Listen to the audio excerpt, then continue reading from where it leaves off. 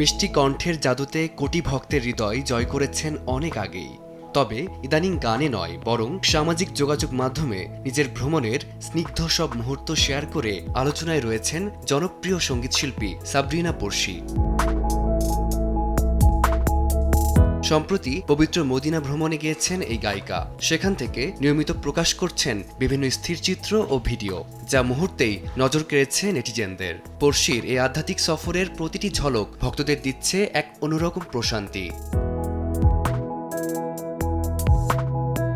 তবে সাম্প্রতিক একটি ভিডিওতে মদিনার সেই তপ্ত সোনালী মরু প্রান্তরে পড়শিকে দেখা গেল এক ভিন্ন রূপে। ভিডিওতে দেখা যায় আবায়া পরে অত্যন্ত মার্জিত ও সাবলীল ভঙ্গিতে উটের পিঠে চড়ে ঘুরছেন পড়শি। সেই চিরচেনা গানের লাইনগুলো যেন ভিডিওটির সাথে তৈরি করেছে এক অপূর্ব মায়াময় আবহ।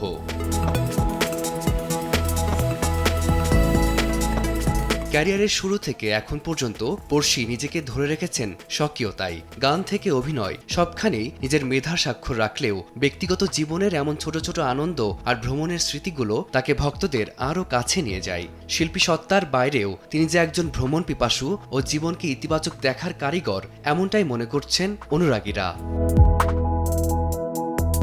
ফারদিন মাঝার, সময় সংবাদ।